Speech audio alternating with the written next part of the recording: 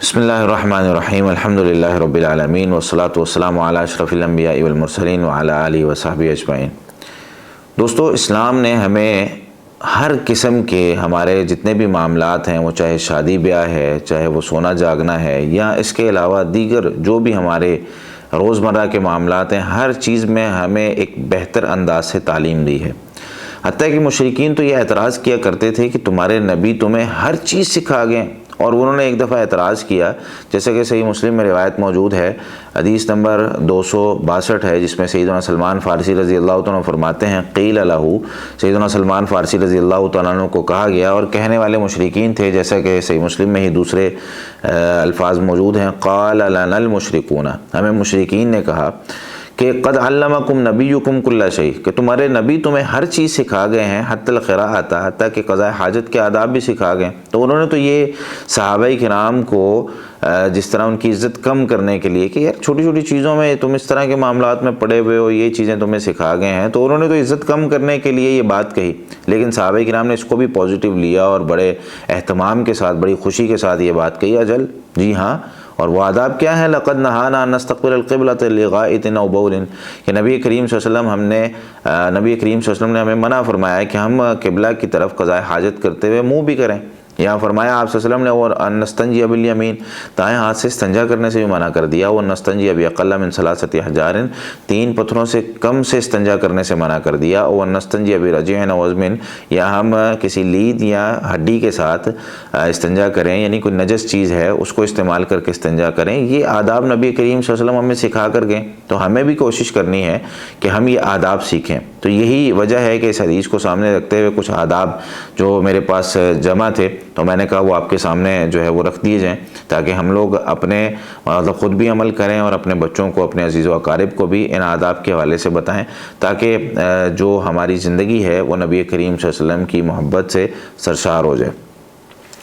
اس میں مختلف قسم کے آداب ہیں۔ سب سے پہلا جو ادب ہے وہ یہ ہے کہ ہم بیت الخلاء میں داخل ہوتے ہوئے دعا پڑھیں۔ یہ دعا اس قدر ضروری ہے کہ ہماری زندگی میں شیاطین کا ایک بہت بڑا عمل دخل ہے، اور یہ شیاطین ہماری زندگیوں کو، ہماری عبادت کو، ہمیں اللہ سے دور کرنے کی بھرپور کوشش کرتے ہیں، اور ہمیں ان سے بچنے کے لیے مکمل کوشش کرنی ہے، اور اس کا طریقہ اللہ کا ذکر ہے، کیونکہ یہ ہمیں نظر تو نہیں آتے، ان کی ایک الگ دنیا ہے، لیکن وہ ہمیں دیکھ سکتے ہیں اور ہمیں گمراہ کرنے کی کوشش کرتے ہیں۔ جس طرح نبی کریم صلی اللہ علیہ وسلم نے ارشاد فرمایا نا، شیطان انسان کے خون میں جس طرح یہ خون چل رہا ہے، اس طریقے سے اس کی زندگی میں اثر انداز ہوتا ہے۔ تو ہمیں اپنی زندگی کو اللہ کے ذکر سے سرشار کرنا ہے۔ اس میں حدیث میں جو الفاظ ہیں دعا کے وہ یہ ہے، بسم اللہ اللہم انی اعوذ بک من الخبث والخبائث، یہ دعا پڑھنی ہے۔ صحیح بخاری اور صحیح مسلم میں سیدنا انس بن مالک رضی اللہ تعالیٰ عنہ سے ہے کہ کان النبی صلی اللہ علیہ وسلم اذا دخل الخلاء، نبی کریم صلی اللہ علیہ وسلم جب بیت الخلاء میں داخل ہوتے، قال اللہم انی اعوذ بک من الخبث والخبائث، تو یہ فرماتے کہ اللہ میں تجھ سے جنات سے پناہ مانگتا ہوں، مذکر ہیں، مؤنث ہے، کسی قسم کے بھی جو خبیث جن ہیں میں ان سے تیری پناہ میں آتا ہوں۔ اور یہ جو بسم اللہ کے الفاظ ہیں، فتح الباری میں حافظ ابن حجر رحمۃ اللہ علیہ نے جلد نمبر 1 صفحہ 244 پر ذکر کیا ہے، اذا دخلتم الخلاء فقولوا بسم اللہ، جب تم بیت الخلاء میں داخل ہو تو بسم اللہ پڑھو۔ اور بسم اللہ پڑھنے کی ایک اور دلیل سنن ابن ماجہ کے اندر موجود ہے، حدیث نمبر 297 ہے، اور ارواء الغلیل میں بھی اس کو شیخ البانی رحمہ اللہ نے ذکر کیا ہے، جلد نمبر 1 صفحہ 87 سے 90 تک اس حدیث پہ انہوں نے جو ہے وہ اس کے جو بحث ہے وہ ذکر کی ہے، اور فرماتے ہیں سیدنا علی رضی اللہ تعالیٰ عنہ سے کہ ستر ما بین الجن و عورات بنی آدم اذا دخل الخلاء ان یقول بسم اللہ، انسان اور جنات کے درمیان، جنات کیونکہ انسان کو دیکھ رہے ہوتے ہیں، اس کی شرمگاہ کو بھی دیکھ رہے ہوتے ہیں، تو نبی کریم صلی اللہ علیہ وسلم نے ارشاد فرمایا اگر تم بسم اللہ پڑھ لو نا تو تمہارے اور ان کے درمیان پردہ حائل ہو جائے گا، وہ تمہیں دیکھ نہیں پائیں گے، تمہاری شرمگاہ کو دیکھ نہیں پائیں گے۔ تو ہمیں بسم اللہ پڑھنی چاہیے۔ تو دعا کیا ہوئی؟ بسم اللہ اللہم انی اعوذ بک من الخبث والخبائث، بیت الخلاء میں داخلے سے پہلے ہمیں یہ دعا پڑھنی اور بایاں پاؤں رکھ کے ہمیں داخل ہونا ہے۔ دوسرا جو ادب ہے وہ یہ کہ جب ہم سفر یا کسی ایسی جگہ پہ ہوں جہاں لوگ موجود ہیں، تو ہمیں لوگوں کے سامنے اپنی جو ہے وہ قضاء حاجت نہیں کریں۔ اس میں قضاء حاجت کا لفظ استعمال کر رہا ہوں پیشاب اور پخانہ دونوں کے لیے۔ اور ہمیں اگر ہم سفر کے اندر موجود ہیں یا کسی بھی ایسی جگہ پر موجود ہے جہاں آس پاس لوگ موجود ہیں، تو ہمیں لوگوں کی جگہ پہ نہیں بیٹھنا اور چھپ کر جا کے کسی جگہ اہتمام کرنا۔ آج تو ہمارے جو ٹوائلٹس ہیں یا واش رومز ہیں اس میں 4 دیواری ہوئی ہے، دروازے لگے ہوئے ہیں، تو کوئی مسئلہ نہیں ہوتا۔ لیکن اگر کبھی ایسی جگہوں پر جانا پڑ جائے تو اس میں نبی کریم صلی اللہ علیہ وسلم کا طریقہ یہ تھا۔ سنن ابو داود میں روایت موجود ہے، سیدنا مغیرہ بن شعبہ رضی اللہ عنہ فرماتے ہیں، سنن ابو داود میں حدیث نمبر 2 ہے، ان النبی صلی اللہ علیہ وسلم کان اذا اراد البراز انطلق حتى لا يراه احد۔ نبی کریم صلی اللہ علیہ وسلم جب قضاء حاجت کا ارادہ کرتے تو دور چلے جاتے، اتنا دور حتى لا يراه احد، حتیٰ کہ نبی کریم صلی اللہ علیہ وسلم کو کوئی دیکھ نہیں پاتا تھا۔ تیسرا جو ادب ہے وہ یہ ہے کہ ہم کسی ایسی جگہ پر بیٹھ رہے ہیں جہاں پر جو ہے وہ مطلب کھلی فضا ہے، تو ہمیں وہ اپنے جو کپڑے ہیں وہ بالکل قریب زمین کے ہو کر پھر اوپر کرنے چاہیے یا ان کو اتارنا چاہیے۔ اس کی وجہ یہ ہے کہ ہمیں نہیں پتہ آس پاس کوئی ہو سکتا ہے کوئی دیکھ رہا ہو، کیونکہ کھلی فضا ہے نا، کسی جگہ ہم بیٹھے ہیں۔ عام طور پہ تو یہ ٹوائلٹس ہم استعمال کرتے ہیں، لیکن کبھی سفر میں ہے یا گاؤں دیہاتوں میں بندہ ہے تو آس پاس کوئی چیز نظر نہیں آ رہی، اور انسانی فطرت ہے اگر یہ ضرورت پیش آ گئی ہے تو شریعت نے آسانی رکھی ہے، لیکن اس میں بھی کچھ آداب جو آگے بھی ذکر ہوں گے کہ لوگوں کے رستے پر یا لوگوں کی اجتماعیت کی جگہوں پہ نہیں کرنا، الگ تھلگ ہو کر اس طرح کے، تو زمین کے قریب ہو کر اپنے کپڑے جو ہیں وہ ہمیں اتارنے ہیں، یا اگر تہبند باندھا ہوا ہے جیسے نبی کریم صلی اللہ علیہ وسلم باندھتے تھے تو ان کو اوپر کرنا ہے۔ حدیث میں آتا ہے، سیدنا عبداللہ بن عمر رضی اللہ تعالیٰ عنہ بیان کرتے ہیں، سنن ابو داود میں روایت ہے، 14 نمبر حدیث ہے، ان النبی صلی اللہ علیہ وسلم کان اذا اراد حاجتا لا يرفع ثوبه حتى يدنو من الارض، کہ نبی کریم صلی اللہ علیہ وسلم جب قضاء حاجت کا ارادہ کرتے تو اپنے کپڑوں کو نہیں اٹھاتے تھے جب تک زمین کے قریب نہیں ہو جاتے تھے۔ چوتھا جو ادب ہے اس میں وہ یہ ہے کہ 4 دیواری ہو یا کوئی پردہ ہو، یا کوشش یہ کرنی چاہیے کہ ہم کسی جگہ چھپ کر جہاں پر کوئی بندہ نہ دیکھ رہا ہو۔ ویسے تو ٹوائلٹ کا اہتمام کرنا چاہیے اور بنانا چاہیے، لیکن اگر نہیں ہے تو پھر بھی ایسی جگہ پر اہتمام کرنا جہاں کوئی نہیں دیکھ رہا، اور چھپ کر کسی چیز کے پیچھے ہمیں اپنا جو ہے وہ قضاء حاجت کرنی چاہیے۔ اس میں جو حدیث ہے سیدنا عبداللہ بن جعفر رضی اللہ تعالیٰ عنہ سے صحیح مسلم میں موجود ہے، حدیث نمبر 342 ہے، فرماتے ہیں کان احب ما استتر به رسول اللہ صلی اللہ علیہ وسلم لحاجته ہدف او حائش نخل، کہ نبی کریم صلی اللہ علیہ وسلم قضاء حاجت کرنے کے لیے کوئی بھی چیز جو آپ صلی اللہ علیہ وسلم کو لوگوں سے چھپا دیتی، آپ صلی اللہ علیہ وسلم اس کو پسند کرتے تھے، وہ چاہے کھجوروں کے درخت لگے ہوئے ہیں یا کوئی اور پردے والی چیز ہے جس کے پیچھے آپ صلی اللہ علیہ وسلم بیٹھ کر قضاء حاجت کرتے، مطلب مسلسل درخت لگے ہوئے ہیں تو اس طرف بیٹھ جاتے آپ صلی اللہ علیہ وسلم، لوگ دور ہوتے اور اس طرف ہوتے۔ اسی طریقے سے ایک جو ادب ہے وہ 5واں جو ادب ہے اس میں وہ یہ ہے کہ صحیح مسلم میں روایت موجود ہے، حدیث نمبر 269 ہے، جس میں نبی کریم صلی اللہ علیہ وسلم نے ارشاد فرمایا کہ ایسی کسی جگہ پر جہاں لوگوں کی اجتماعیت ہے، لوگوں کا آنا جانا ہے، قضاء حاجت نہیں کرنی ہے، یہ چیزیں لوگوں کی لعنت کا سبب بنتی ہیں۔ مثال کے طور پر مارکیٹ ہے یا کوئی ایسی جگہ ہے جہاں لوگ اکٹھے ہوتے ہیں اور رات کو مارکیٹ بند ہے، صبح لوگ وہاں پہ آتے ہیں تو دیکھتے ہیں کہ کوئی جو ہے وہ رات کو وہاں پہ قضاء حاجت کر گیا، تو اپنی اس طرح کے معاملات میں ہمیں احتیاط کرنی ہے کہ ہم لوگوں کو تکلیف نہ پہنچائیں کسی بھی ذریعے سے۔ نبی کریم صلی اللہ علیہ وسلم نے ارشاد فرمایا اتقوا اللعانین، 2 لعنت کا سبب بننے والی چیزوں سے بچو۔ صحابہ کرام نے پوچھا ومن لعانانی یا رسول اللہ، اے اللہ کے رسول صلی اللہ علیہ وسلم لعنت کا سبب بننے والی کون سی 2 چیزیں ہیں؟ تو نبی کریم صلی اللہ علیہ وسلم نے ارشاد فرمایا الذی یتخلی فی طریق الناس او ظلہم، کہ جو لوگوں کے رستے میں یا لوگوں کے سائے والی جگہ پہ جہاں لوگ اکٹھے ہوتے ہیں بیٹھتے ہیں، کسی درخت کے نیچے ہے، کوئی بس سٹاپ ہے یا کوئی بھی اس طرح کی جگہ ہے جہاں پر لوگ قضاء حاجت کر جاتے ہیں تو وہ لعنت کا سبب بنتے ہیں۔ ظاہر سی بات ہے جب لوگ آئیں گے اور لوگ آ کر پوچھیں گے یا بات کریں گے یہ بھائی آج کوئی پھر جو ہے وہ گن ڈال گیا، کوئی اس طرح کر گیا، تو وہ ظاہر سی بات ہے اس کو برا بھلا کہیں گے، تو یہ لعنت کا سبب بننے کا ایک جو ہے وہ ذریعہ بن جاتا ہے۔ اسی طریقے سے چھٹا جو ادب ہے یا نبی کریم صلی اللہ علیہ وسلم کا جو طریقہ ہے وہ یہ ہے کہ قضاء حاجت کرتے ہوئے بیت اللہ کی طرف منہ بھی نہیں کرنا، پیٹھ بھی نہیں کرنی، الا کہ 4 دیواری ہو۔ عمارتوں میں اس چیز کی رخصت موجود ہے، جیسا کہ صحابہ کرام اس کو بیان کرتے ہیں نبی کریم صلی اللہ علیہ وسلم کی زندگی سے، لیکن عام طور پر کھلی فضا میں ہمیں اس سے جو ہے وہ رک جانا چاہیے، جیسا کہ سنن ابو داؤد میں حدیث نمبر 8 ہے، सैयदना अबू हुरैरा रज़ी अल्लाह तआला फरमाते हैं, इन्नमा अना लकुम बिमंज़िलतिल वालिद उअल्लिमुकुम, मेरा तुम्हारे नज़दीक जो मकाम व मर्तबा है वो वालिद की तरह का है। मैं तुम्हें जिस तरह वालिद सिखाता है ना उस तरह सिखाता हूँ, जिस तरह वालिद तुम्हें तालीम देता है उस तरह देता हूँ। फ़इज़ा अता अहदुकुमुल गाइता फ़ला यस्तक़बिलुल क़िबलता वला यस्तदबिरहा, तुम में से जब भी कोई क़ज़ाए हाजत के लिए निकले तो वो ना बैतुल्लाह की तरफ मुँह करे ना पीठ करे। वला यस्तदबिरहा वला यस्तदिब बियमीनी, अपने दाएं हाथ से इस्तंजा भी ना करे। वकाना यअमुरु बिसलासति अहजारिन, और नबी सल्लल्लाहु अलैहि वसल्लम 3 पत्थर इस्तेमाल करने का हुक्म देते थे। वयनहानिन रऊस, और लीद से मना करते थे, यानी जानवरों की जो लीद होती है उससे मना करते थे।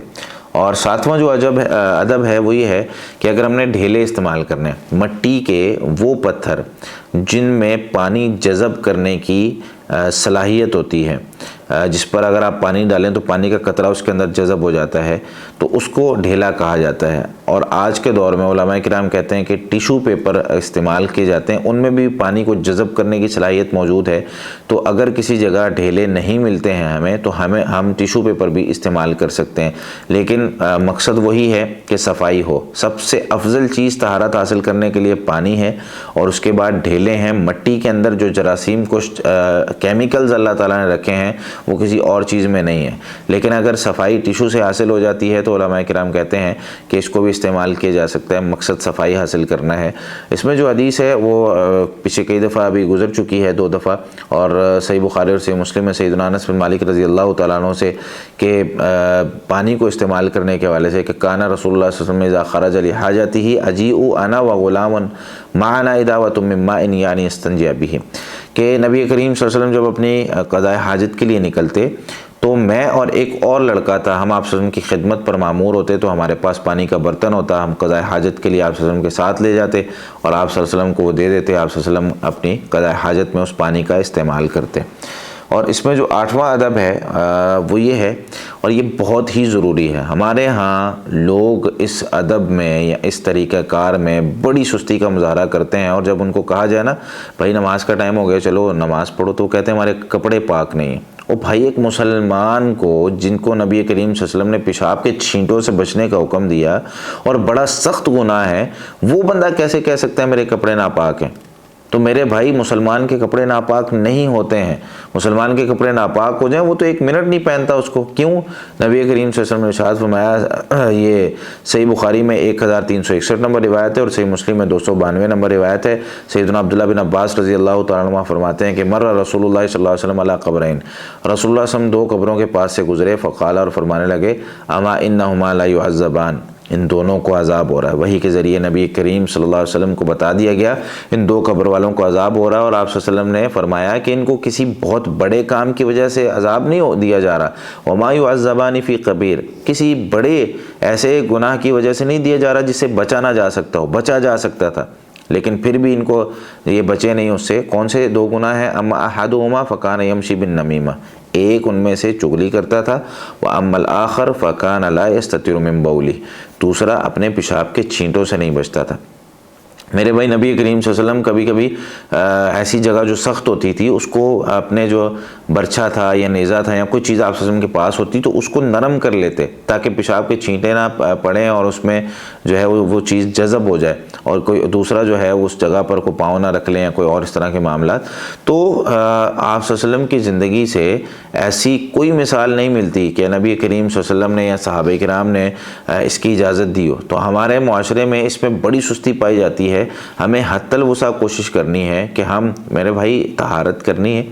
हमारे जो पब्लिक टॉयलेट्स होते हैं ना बस स्टॉप्स पे या एयरपोर्ट पे, तो उसमें खड़े होकर पेशाब करना उसकी सहूलत भी मौजूद होती है। तो ये जायज़ है शरीयत में कि खड़े होकर पेशाब किया जा सकता है। नबी सल्लल्लाहु अलैहि वसल्लम सही बुखारी वगैरह के अंदर मौजूद हदीस मौजूद है। अता सुबाता कौमिन फबाला कायमन, के नबी करीम सल्लल्लाहु अलैहि वसल्लम कौम की कचरे वाली जो ढेरी थी उस पर आए और खड़े होकर आप सल्लल्लाहु अलैहि वसल्लम ने पेशाब किया। लेकिन अगर पेशाब के छींटों से बचा जाए तो, वगरना बैठकर मुकम्मल तौर पर तसल्ली कर ली जाए कि कहीं पेशाब के कुछ छींटें इसके अंदर तो, कतरे जो हैं वो इसके अंदर तो नहीं रह गए, और अच्छे तरीके से उसको साफ़ किया जाए और फिर कपड़े जो है वो पहने जाएं और पानी के साथ तहारत हासिल की जाए। नहीं है तो फिर ढेले इस्तेमाल किए जाएँ, 3 ढेले इस्तेमाल किए जाएँ। तो ये नबी करीम सल्लल्लाहु अलैहि वसल्लम का तरीका था। इसी तरीके से जो 9वां अदब है, 9वां तरीका है वो ये کہ کسی مسلمان کے لیے یہ جائز نہیں ہے کہ قضاء حاجت کرتے ہوئے وہ کو بات کرے. بات کرنا بالکل منع ہے ہمارے ہاں، لیکن اس میں فرق ہے غسل خانے میں اور ہمارے ٹوائلٹس میں. غسل خانے میں بندہ جو ہے وہ اگر نہا رہا ہے تو اس میں بات کرنا جائز ہے، اس کی دلیل موجود ہے. نبی کریم صلی اللہ علیہ وسلم نے ام ہانی رضی اللہ تعالیٰ عنہ جب ان کے پاس آئی تو آپ صلی اللہ علیہ وسلم نے ارشاد فرمایا مرحبا بطالب العلم مرحبا بام ہانی. تو یہ جو الفاظ آپ صلی اللہ علیہ وسلم نے فرمائے یہ تب فرمائے جب آپ صلی اللہ علیہ وسلم غسل فرما رہے تھے، لیکن قضاء حاجت کرتے ہوئے بیت الخلاء میں نبی کریم صلی اللہ علیہ وسلم نے ان الفاظ یعنی آپ صلی اللہ علیہ وسلم نے ان الفاظ سے ہمیں منع فرما دیا اور فرمایا. بلکہ سیدنا عبداللہ بن عمر رضی اللہ تعالیٰ فرماتے ہیں، صحیح مسلم میں روایت موجود ہے 370 نمبر، کہ ان رجلا مر ورسول اللہ صلی اللہ علیہ وسلم یبول فسلم علیہ فلم یرد علیہ، کہ نبی کریم صلی اللہ علیہ وسلم کے پاس سے آپ صلی اللہ علیہ وسلم قضاء حاجت کر رہے تھے تو پیچھے سے ایک آدمی گزرا اور اس نے سلام کیا. اب نبی کریم صلی اللہ علیہ وسلم کا طریقہ تھا، آپ صلی اللہ علیہ وسلم ہمیشہ سلام کا جواب دیتے تھے اور ہمیشہ اللہ کا ذکر کرتے تھے، لیکن آپ صلی اللہ علیہ وسلم نے سلام کا جواب نہیں دیا. تو صحابہ کرام فرماتے ہیں کہ نبی کریم صلی اللہ علیہ وسلم ایسی حالت میں جو ہے وہ ذکر و اذکار بھی نہیں کرتے تھے اور سلام کا جواب بھی نہیں دیتے تھے. اسی طریقے سے 10واں جو اس کا ادب ہے یا 11واں جو ادب ہے اس کا وہ یہ ہے کہ اس میں نبی کریم صلی اللہ علیہ وسلم کی زندگی میں جو بلکہ اس سے پہلے ایک اور چیز کی طرف میں اشارہ کر دوں کہ ہمارے ہاں ہمارے معاشرے میں ہوتا یہ ہے کہ ہم جو پانی ہے اس کو کم استعمال کرتے ہیں اور کئی دفعہ اپنے ٹوائلٹس کو یا پبلک ٹوائلٹس خاص طور پہ ان کو گندا چھوڑ جاتے ہیں. میرے بھائی پانی کا بہت زیادہ بے جا استعمال بھی نہیں کرنا چاہیے، لیکن جو چیز ہم جیسی دیکھنا چاہ رہے ہیں، مثال کے طور پہ میں کسی ٹوائلٹ میں جاتا ہوں، کسی واش روم میں جاتا ہوں اور وہاں میں جا کے دیکھتا ہوں کہ وہ کوئی گندگی پڑی ہوئی ہے تو میں اس کو پسند کرتا ہوں کہ ناپسند کرتا ہوں. اگر میں ناپسند کرتا ہوں تو یہی میں اپنے مسلمان بھائی کے لیے کروں نا، تو وہاں پر جا کے میں اچھے سے پانی بہاؤں، اچھے سے اس کو صاف کروں اور پھر اپنے مسلمان بھائی کے لیے میں اس کو چھوڑ کر آؤں. ایسا نہیں ہونا چاہیے کہ میں جو ہے وہ اس کو